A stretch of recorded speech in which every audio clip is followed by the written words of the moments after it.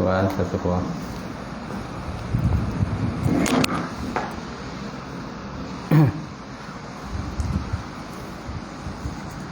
Baik, kita mulakan kuliah malam ini dengan kita sama-sama membaca kitab Ila Hadratin Nabi Muhammad Mustafa Rasulullah sallallahu alaihi wasallam wa ala al-kiram ashab ridha insyaallah. Al-Fatihah. A'udzubillahi minasyaitonir rajim. Bismillahirrahmanirrahim. Alhamdulillahi rabbil alamin. Ar-Rahmanir Rahim. Maliki yaumiddin. Iyyaka na'budu wa iyyaka nasta'in. Ihdinas siratal mustaqim.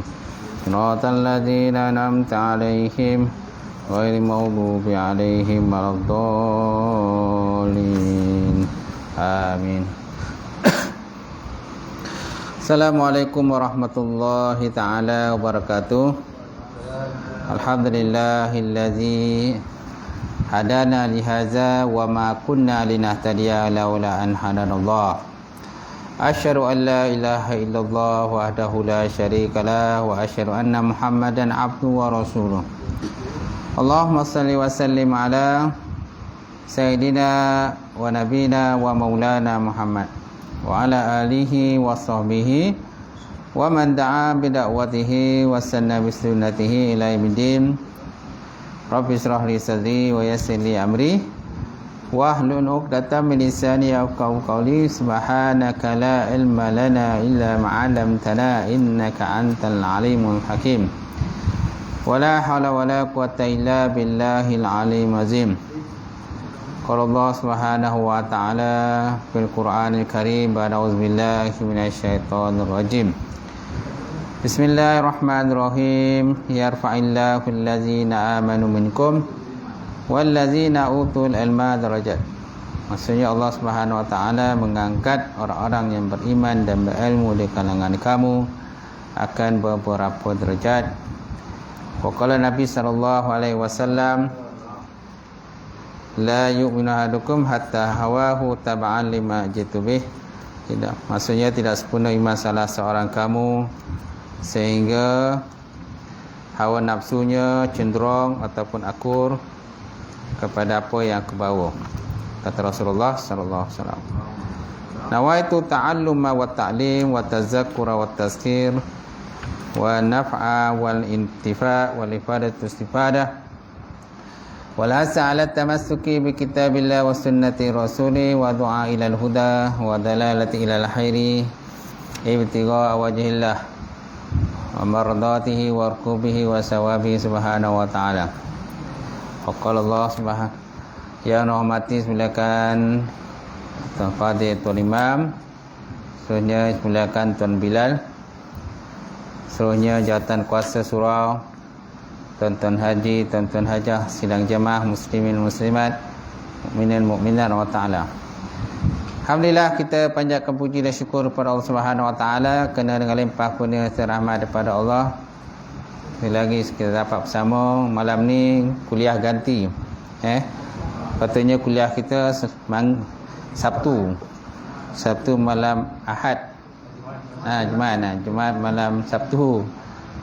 Tapi disebab hari tu pasal ramai yang balik kampung sebab mundian. Jadi kita ganti malam ni lah kelas surut. Kita berada di muka surat 185. Syarah dia. Oh, syarah boleh. Dah baca dah kan tu? Belum? Tapi dia kalau belum balik lagi okey. Baik, insya-Allah kita baca syarah iradah itu. Iradah itu apa kata musannaf? Iradah berarti mengkehendaki. Menghendaki ataupun berkemahuanlah, ataupun berkehendak. Yang paling tepat berkehendak ataupun berkemahuan. Maksudnya Allah Ta'ala bersifat dengan sifat iradah ialah Allah SWT menentukan segala yang baharu, sama ada yang baharu itu ada atau tidak, sama ada untuk mengadakan ataupun mentiadakan. Mengadakan ataupun mentiadakan. Itu dikatakan sebagai sifat iradah. Kalau disebut dalam kitab lain, dia kata sifat iradah ialah sifat wujudiyah.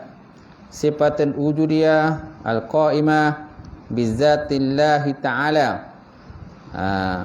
Yang mentasiskan mungkin dengan setengah barang yang harus asasnya.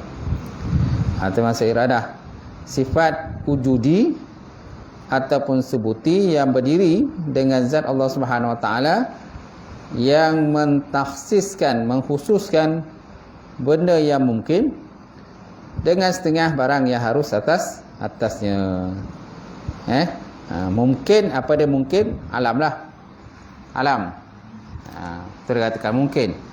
Ataupun masiwallah, barang yang selain daripada Allah Subhanahu Wa Taala. Terkatakan mungkin. Jamaknya kainat, benda-benda yang mungkin. Ataupun hadis pun boleh juga lah. Hadis ni pun termasuk dalam benda yang mungkin. Kemudian mungkin dia bagi pada 4 bahagi. Pertama, mungkin maujud ba'dan adam. Mungkin yang wujud sesudah tiada. Seperti masa sekarang. Seperti masa sekarang, maka dahulunya tiada.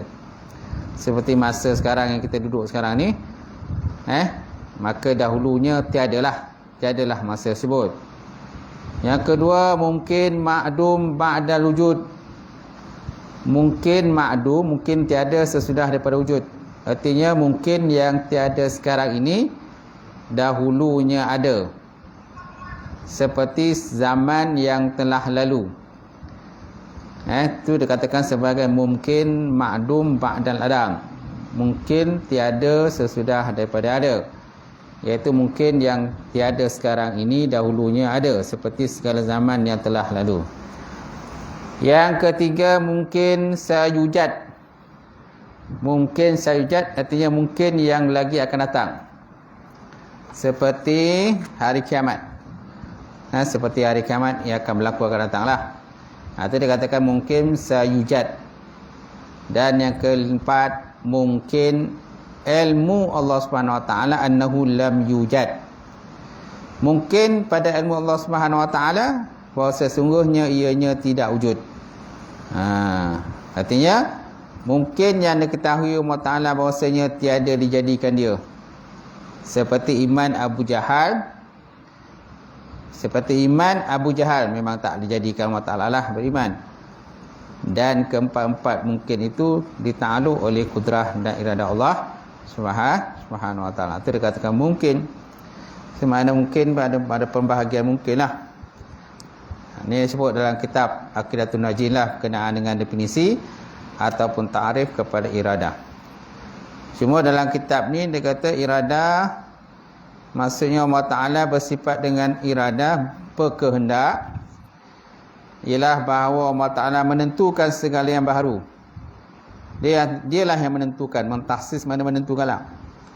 Sama ada yang baharu itu ada ataupun tidak. Dialah yang menentukan sama ada ke dia tak nak adakan ke. Sama ada untuk mengadakan ataupun mentiadakan. Itu terserahlah kepada Allah Ta'ala lah, kerana dia bersifat dengan sifat iradah. Iradah berkehendak. Kenapa digunakan perkataan PI?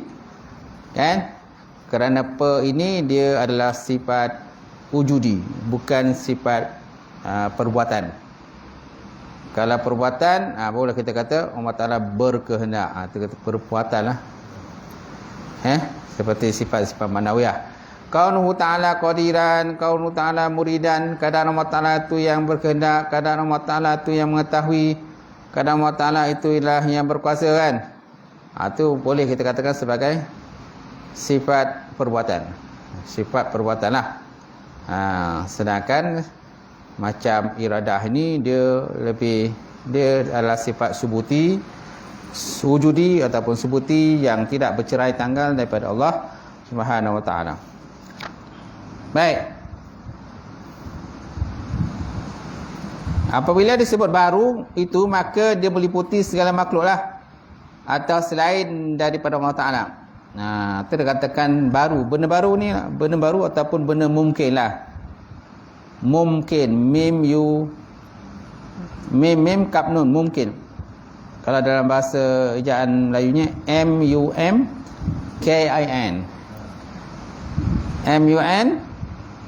MUMKIN, mungkin. Mungkin lah. Bukan mungkin MUNGK itu bukan tu. Itu mungkin, kemungkinan besar. Kemungkinan besar dia akan datang. Itu lain. Ini mungkin ni maksudnya kainat, alam lah. Masya Allah, benda yang selain daripada Allah Subhanahu wa taala ni kadang-kadang mungkin, dan kita pun termasuk dalam mungkin benda yang harus dijadikan Allah Taala. Harus saja Allah Taala mencipta manusia, mencipta alam, mencipta para jin, mencipta langit dan bumi, gunung ganang dan sebagainya. Kerana itu termasuk dalam perkara-perkara hadis, benda baru ataupun benda mungkin. Baik. Jadi apabila disebut baru ataupun hadis itu, maka dia meliputi sekalian makhluk atau selain daripada Allah SWT. Ia juga disebut sekalian alam. Dia juga boleh dikatakan sebagai alam. Kita pun termasuk dalam unsur alam, dalam benda-benda yang wujud dalam alam. Allah Ta'ala ni lah Allah Ta'ala ciptakan alam yang jagat, alam yang luas terbentang ni. Maka apabila disebut alam, maka meliputi bermacam-macam alam yang ada disebut dalam kitab. Contohnya alam syahada, alam ghaib, alam barzakh, alam akhirat, alam jin, alam jamadat, alam hayawanat, alam jabarut, alam malakut dan sebagainya. Alam syahadah ni alam yang teranglah, jelas, benda nampak dengan mata kasar, itu dikatakan alam syahadah. Alam ghaib benda tak nampak lah. Alam barzakh, alam kubur. Alam akhirat lah, hari besok kita akan dibangkitkan semula dan akan dihitung amalan kita. Alam jin makhluk-makhluk Allah Ta'ala yang ciptakan nanti pada para jin, syaitan kan. Alam jamadat ni benda-benda yang beku, benda keras. Alam hayawanat, haiwan-haiwan lah, binatang ni dia jumlahnya lebih banyak daripada manusia sebenarnya. Binatang ni binatang, sebab ada binatang yang besar, ada binatang kecil. Semut kan, semut, nanai, apa lagi, nyamuk kan. Benda-benda yang halus yang terlampau banyak, yang kadang kita pun tak boleh nak kira lah jumlah ni kan. Dan binatang tu pun kita tahu, kadang susah kita nak bezakan ni jantan ke betina. Betul tak? Ni jantan ke betina. Kalau manusia senang nak tahu ni lelaki ni perempuan. Tengok gaya pun dah tahu kan lelaki perempuan kan. Walaupun mungkin dia berlagak macam perempuan, tapi dengan cara jalan dia, gaya itu, kita tahulah oh ni jantan ni. Papuk kan, jantan. Tengok gaya jalan pun kita dah tahu dah. Ya. Ada masanya kan keluar pula suara jantan itu. Ada masa dia pakai suara halus macam perempuan. Tapi ada masa kan suara jantan dia keluar. Tahulah ni jantan. Kan? Ayam binatang pun ada juga. Yang binatang kita tahulah. Ada binatang-binatang yang boleh kita kenal. Dia ni jantan dan betina. Tapi ada haiwan-haiwan yang hayawanat, haiwan yang sangat kecil, memang tak boleh nak bezalah. Semut jantan, semut betina kan, mana tahu beza dia. Nyamuk jantan, nyamuk betina. Susah nak beza kan. Itu hebatnya ciptaan Allah Subhanahu wa taala tuan. Baik. Kemudian alam jabarut, malakut ni termasuk alam-alam yang gaib lah. Alam-alam para malaikat ni. Ya. Alam gaib lah. Ya, alam yang gaib. Alam-alam yang tak nampak ni yang terdiri daripada para malaikat. Malaikat-malaikat yang duduk dalam dia, yang berzikir, sentiasa berzikir kepada Allah Subhanahu Wa Taala. Tadi kata alam Jabarut dan alam malakut. Betul. Okey. Kalau nak lebih jelas, cuba cari dalam internet, ada kadang dia tulis. Cari dalam internet, apakah dikatakan alam Jabarut, apakah dikatakan alam malakut. Tapi sebenarnya benda ni pun tak penting sangatlah, alam ni. Kan? Sebab akhirat besok pun Allah Ta'ala tak tanya alam ada berapa. Malaikat alam kubur pun tak tanya alam ada berapa. Memang malaikat tak tanya pun alam ada berapa. Just sebagai ilmu sajalah. Alam. Sekejap saya tengok alam. Okey, alam.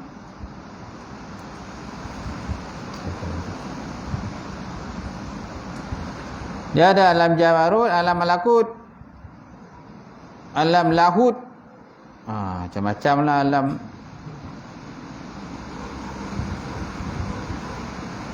Kalau sini dia kata alam malakut maupun malakut ataupun Jabarut, keduanya wujud yang tidak dapat ditangkap oleh indera. Panca indera kita lah. Yalah, benda gaib.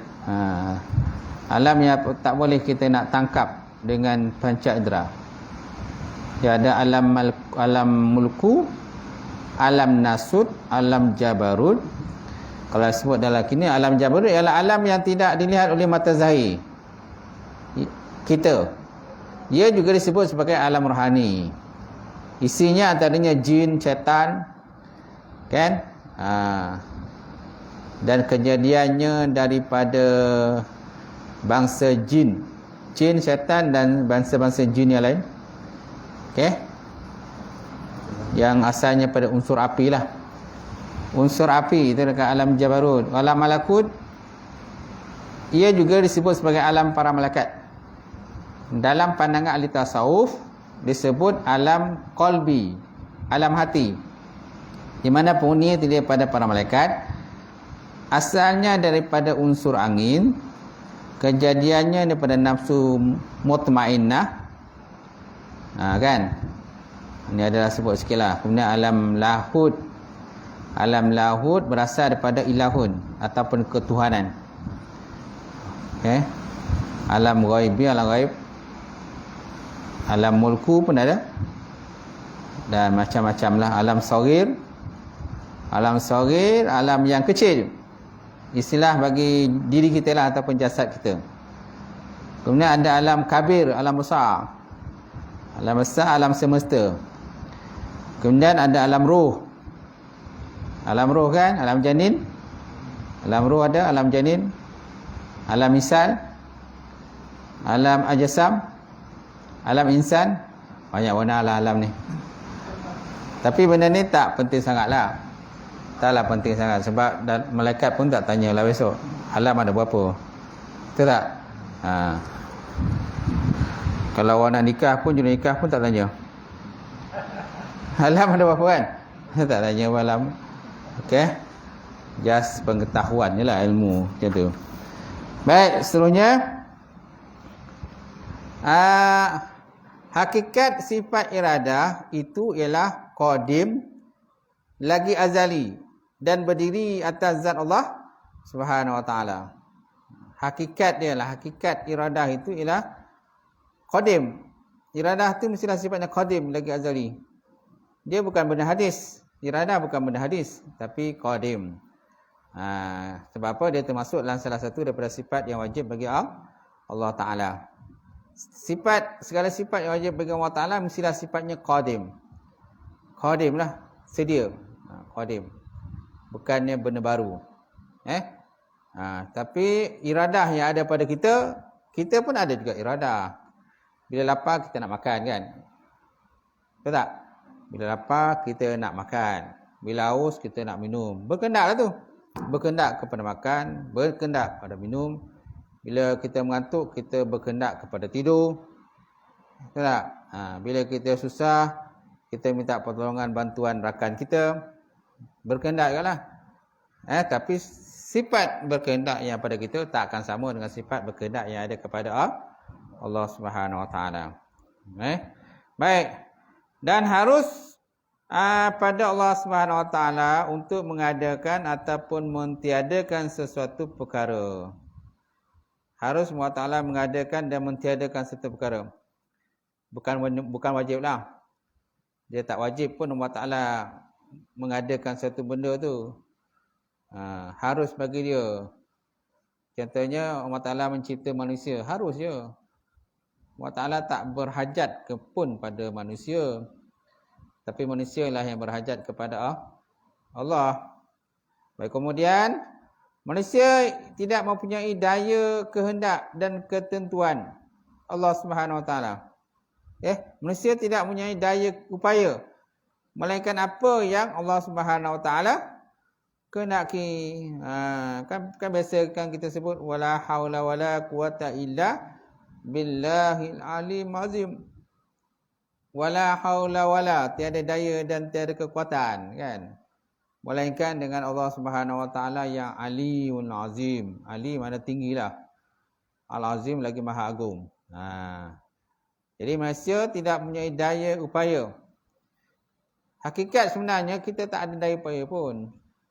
Tak ada daya upaya pun. Kalau dilihat di balik daripada hijab, balik tabir, sebenarnya yang kita nampak sebenarnya yang melakukan semua adalah Allah Subhanahu Wa Taala, bukan kita sebenarnya. Kita tak ada daya upaya pun. Tak ada kekuatan pun sebenarnya. Kekuatan pun hanya sementara jelah. Bila kita dah tua kan, kekuatan pun dah lemah. Baik, kemudian cuma sebagai adab kita katakan bahawa yang baik itu daripada Allah Ta'ala dan yang kurang itu datang daripada kelemahan diri kita sendiri. Ini antara adab kita dengan Allah Ta'ala lah. So yang baik daripada Allah, yang kurang itu kelemahan diri kita sendiri. Walaupun hakikat sebenarnya baik buruk itu daripada Allah. Kullu min indillah. Kata oleh Muhammad, setiap itu semuanya daripada Allah Ta'ala. Baik buruk itu semua daripada Allah Ta'ala. Tapi di segi adab kita tak boleh katalah benda buruk itu daripada Allah. Walaupun hakikat sebenarnya semua itu daripada Allah Ta'ala. Baik, kemudian sebenarnya segala yang berlaku itu ada hikmahnya. Semuanya baik walaupun pada zahir nampak macam tak baik lah. Apa yang berlaku pada kita? Ada masa baik, ada masa tak baik kan? Ada masa kita senang, ada masa kita susah. Ada masa kan kita sedih kan? Ada masa kan kita dirundung malang. Betul tak? Asyik malang kan? Asyik malang je dalam rumah pun kadang tersepak tersepak apa? Tersepak kursi. Betul tak? Lepas tu masuk dalam kereta, lepas tu tutup pintu, tersopit pintu kereta pula. Betul tak? Ya. Lepas tu dah naik kereta, keluar rumah tu dah terlanggar kucing pula. Malang aja kan. Kucing melintas anak kucing kan. Dah melolong kucing tu. Betul tak? Lepas tu sampai ke simpang pula, langgar pula apa anjing pula. Malang saja kan. Kan gitu. Tu dia katakan malang. Dia katakan lebay malang. Lebay malang. Tapi ada masanya kita okey ya. Gembira je kan. Anak berjaya, tahu tak? Lepas tu dapat pula orang kata anugerah pula. Kan? Imam terbaik. Anugerah imam terbaik peringkat kampung. peringkat taman. Imam terbaik, tahu tak? Dapat anugerah. Anak pula lulu pesa, tahu tak? Lepas tu rumah pula main kutu kan. Bulan tu pula dapat duit. Joki lah dapat 5,000 main kutu kan. Lepas tu tetamu pun datang ramai, adik-adik pun ramai, meriahlah rumah. Sonok lah. Tu masa tu sonok, senang. Ada masa kan gembira, ada masa kan susah hati, tu tak? Jadi semua yang susah hati tu sebenarnya ada hikmah. So janganlah kita memandang benda tu negatif lah. Terlanggar kucing, terlanggar anjing, tangan tersepit pintu, tu tak? Macam tu. Ataupun kemudian bawa air pula, air pun terbuang. Ini semualah tu. Tapi semua itu adalah hikmah dia, tu tak? Walaupun zahiriat kita nampak macam tak baik ni kan. Apalah sial agak hari ni. Baik. Sebenarnya sekali berlaku itu ada hikmah. Semuanya baik walaupun zahirnya nampak macam kurang baik. Macam tak baiklah. Contohnya, seorang yang mencuri itu pada zahirnya memang jahat. Dan pencuri itu wajib dihukum. Tetapi pada hakikat kejahatan itu tanpa sedar, telah terbangun satu tamadun yang menjamin kehidupan manusia, iaitulah seperti wujudnya institusi polis yang menjaga keamanan. Telah mewujudkan penjara untuk menjalankan hukuman. Mahkamah untuk mendakwa orang yang bersalah dan sebagainya. Ni antara contohnya polis kan, itu polis. Apa lagi? Custom. Apa lagi? Pencegah rasuah, SPRM. Betul tak? Walaupun daripada satu sudut mungkin tak eloklah benda tu kan. Tapi daripada sudut lain benda tu baik. Sebab kalau tak cegah kan benda tu akan menjelela. Orang kan orang kata rasuah sana, rasuah sini. Tuan-tuan? Kemudian orang yang memanglah orang yang kena orang mencuri itu dia akan ditangkap, didakwa di mahkamah, mungkin disumbatkan dalam penjara, mungkin 10 tahun, mungkin 20 tahun, mungkin 30 tahun. Zahiratnya macam tak baiklah pada diri dia lah, macam tak baiklah. Sebab kita kurung dia. Tapi sebenarnya pada sudut lain pula baik. Sebab kalau kita tak kurung dia, dia akan terus mencuri. Dia akan terus mencuri, dia akan merompak orang, mungkin silap air bulan, mungkin dia bunuh orang dan sebagainya. Kemudian yang sebenarnya tidak ada kebaikan jika tak ada keburukan yang menjadi pembeza kepada kebaikan. Bukanlah apabila kita memahami hakikat ini, kita redha dengan kejahatan. Dan biarkan kejahatan itu berleluasa. Kejahatan wajib ditentang dan dibasmi, itu tak? Kejahatan wajib. Kita dah nampak benda tu, maknanya kemungkaran itu memang dah berluar-luasa, terang benderang. So, pihak berkuasa kena ambil tindakan lah. Ambil tindakan.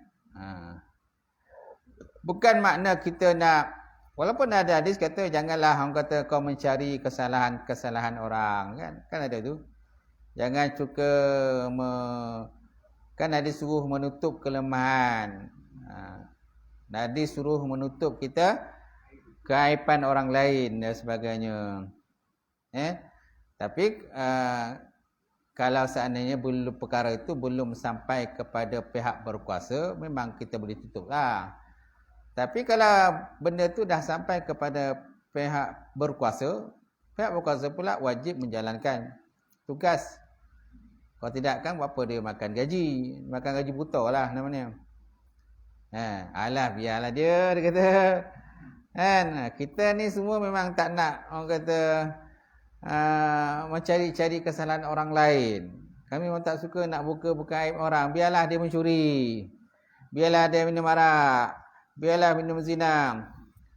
Habis itu kalau macam tu tak perlulah tubuhkan institusi polis, custom, pihak berkuasa, tak perlulah. Jimatlah duit sikit kerajaan. Jimat duit kerajaan kan. Macam tu. Jadi benda tu dah menentang lah. Menentang dalam ayat Quran. Ayat Quran pula suruh wattakum minkum ummatun yad'una ilal khair wa ya'muruna bil ma'ruf wa yanhauna 'anil munkar, kan? Hendaklah kamu menjadi satu golongan yang wattakum minkum ummatun yad'u, satu umat yang mengajak kepada perkara makruf dan mencegah kemungkaran, kan? Jadi dia dah menentang dengan Al-Quran tu. Walaupun ada hadis yang kata jangan buka aib orang. Jangan buka aib orang. Betul tak? Ada hadis menyatakan jangan buka. Tapi tengok ayat Quran pula. Orang kata kuntum khairun ummatin kan. Wal takum minkum ummatun yad'una ila khair. Hendaklah kamu menjadi satu kumpulan yang mengajak perkara makruf dan mencegah daripada kemungkaran. Mesti ada.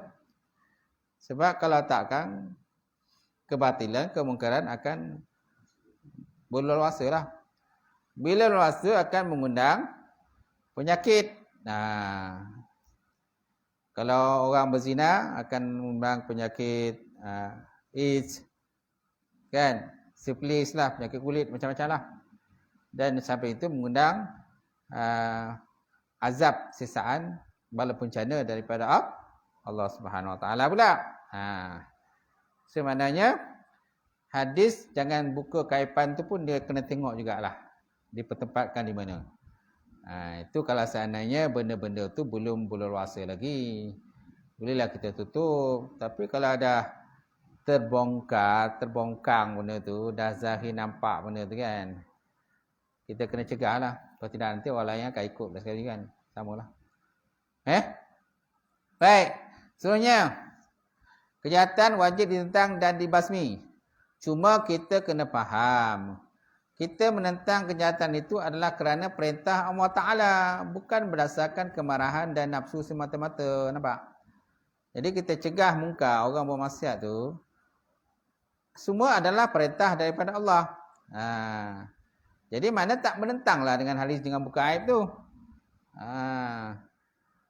Kan?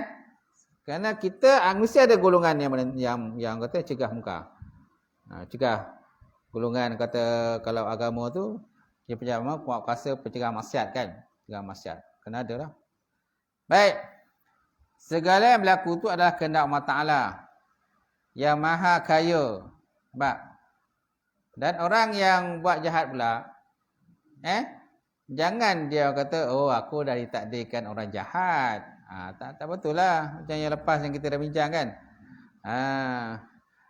Macam orang kaki zina kan. Allah Ta'ala dah ditakdirkan. Qadar azali menyatakan aku ni orang berzina. Dia bagi alasan macam tu. Tujuannya untuk menghalalkan benda yang telah pun diharamkan oleh Allah Subhanahu Wa Ta'ala. Dah ketentuan Allah Ta'ala di azali, dia kata, menyatakan aku ni penzina, pencuri, perompak. Macam tu. Dia bagi alasan macam tu lah. Alasan macam ni lah yang tak boleh tu. Tak boleh pakai alasan tu. Kita lah yang kena bagi tahu pada dia. Kita, mana Malaysia tu, dia ada usaha dan ikhtiar. Dia akan ada dosa sebab benda tu memang dah tak benda mungkar. Kan? Walaupun mungkin dah ditentukan di azali kau ni kaki maksiat. Tapi daripada segi sudut lain pula, manusia tu ada pilihan. Ada usaha, ikhtiar dan pilihan. Dia kena pilih lah. Ni baik ke buruk? Ni baik ke buruk? Tak? Tentu dia nak yang baik. Ataupun contoh ini tai, ini makanan. So dia pilih. Adakah dia akan pilih tai? Tak, dia tak akan pilih tai. Tentu dia akan pilih makanan.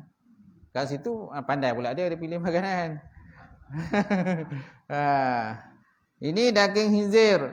Ini daging khinzir, ini daging kambing. So dia pilih. Tentu dia tak nak daging khinzir, tentu dia nak daging kambing. Pandai pula dia pilih kat situ. Okey. Berikutnya, segala yang berlaku itu adalah kehendak Allah Ta'ala Subhanahu Wa Ta'ala yang maha kaya, dan kita kena faham bahawa setiap kejahatan itu akan dibalas sama ada di dunia ataupun akhirat, kerana itu adalah undang-undang dan peraturan yang telah Allah Subhanahu Wa Ta'ala tetapkan.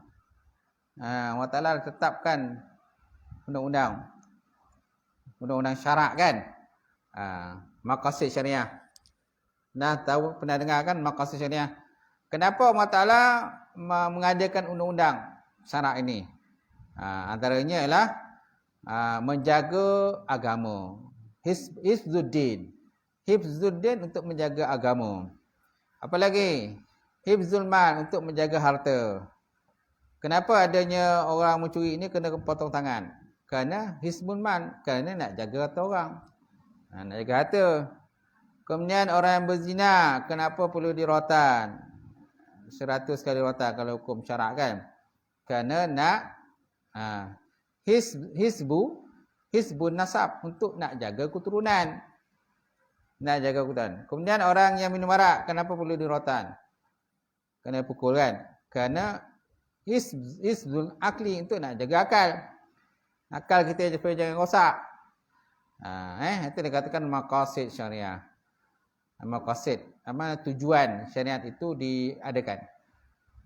Kenapa Allah Ta'ala mengadakan hukum-hukum syarak ini?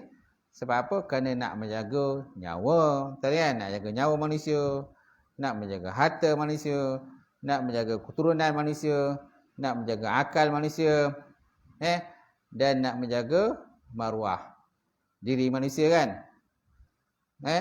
Sebab setiap di kalangan kita ni tak boleh suka-suka hatinya menceroboh hak orang lain. Sebab dia dah hak diri dia, jangan kita ceroboh hak orang lain. Kalau kita ceroboh hak orang lain akan ceroboh hak kita pula. Hanya tu. Betul kan? Itu. Baik. Sebenarnya Allah Ta'ala berfirman dalam Al-Quran. Apa firman Allah Ta'ala? "Faman ya'mal mithqala dzarratin khairan yarah. Wa man ya'mal mithqala dzarratin syarran yarah." Barang siapa yang mengerjakan perbuatan baik walaupun sebesar zarah, sebesar atom, pasti akan dilihatnya. Dan barang siapa mengerjakan kejahatan walaupun sebesar zarah, pasti akan dilihatnya. Yarah melihatlah. Syarra yarahu melihat. Dia akan melihatlah. Dia akan melihat segala amalan-amalan baik dan buruk. Yang dia pernah buat dalam dunia ini, semuanya bentuk akan dibentangkan. Bentangkan di akhirat. Tayang semulalah. Ulang tayang. Macam CCTV kan. Kan zaman sekarang ni kan canggih. CCTV yang boleh merakam. Dia ingat orang tak nampak, rupa-rupanya dah terakam. Betul tak? Contohnya orang masuk dalam masjid, masuk dalam surau, rompak duit masjid, larikan peti duit masjid, kan gitu. Dia ingat orang tak nampak, rupanya ada CCTV nampak muka dia. Oh, anak si Mamat ni rupanya, si Ali ni. Oh, tahu pecah tembelang tak? Tapi kadang pandai juga dia bilang sana, ini duit orang awam kata. Duit orang masyarakat. Den nak je bagian den kata. Dah imam tak bagi den pecah lah duit masjid kata. Pandai pula tu.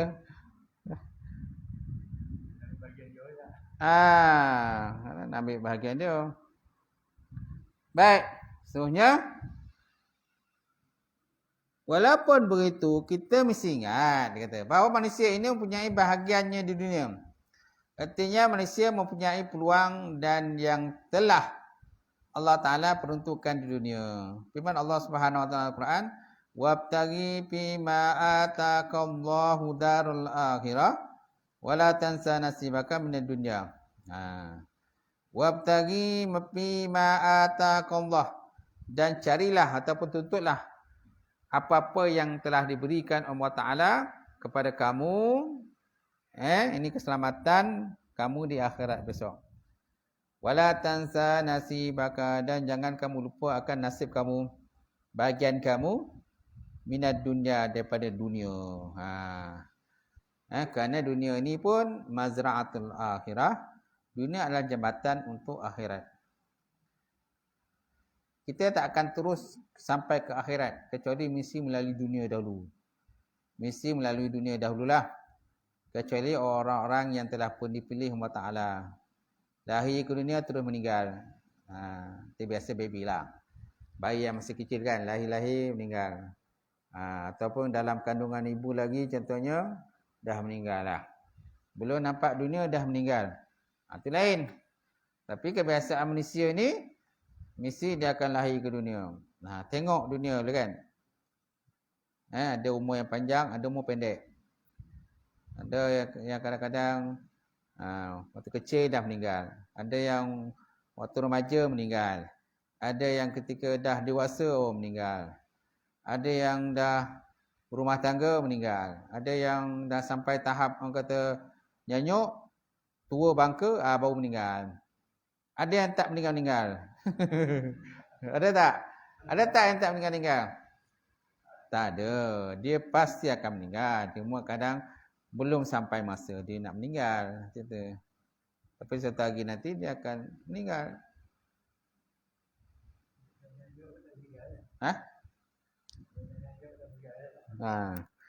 Ada kalau nyanyi tak meninggal.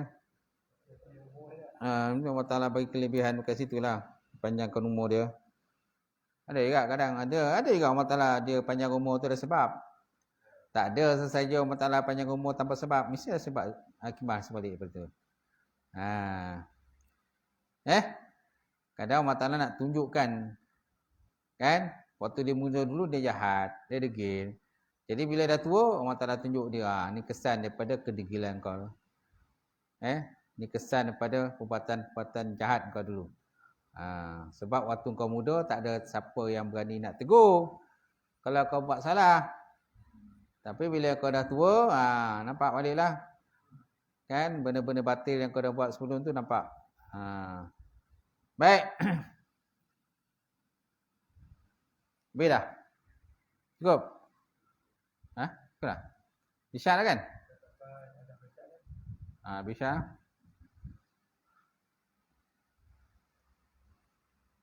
Cukup? Wallahualam. Ada soalan tak? Ada pertanyaan?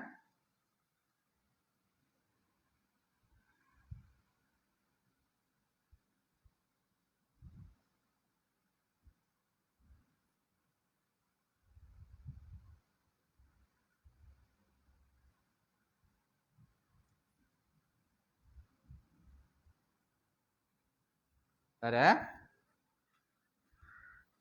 Bismillahirrahmanirrahim. Alhamdulillahirabbil alamin. Wassalatu wassalamu ala asyrafil mursalin wa ala alihi washabihi ajmain. Allahumma salli ala man nafi'a wa yaqina sadiqa wa alam taqabbala waskan halalan mubarakatan katsira wa siyana fata ya alim lana qulubana bi nuri ma'rifataka wa ta'ala ta'arifin. Allahumma fakina bidin. Allahumma fakina bidin.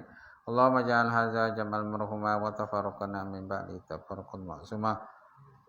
Rabbana atina fid dunya hasanah wa fil akhirati hasanah wa qina azabannar. Subhana rabbika rabbil izzati amma yasifun wa salamun alal mursalin. Alhamdulillahirabbil alamin. Taqabbalallahu minkum.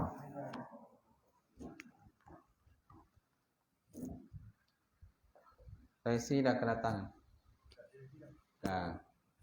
Minta isi ya kedatangan. Pakai link hari tu je. Nanti dia akan sambung bawah.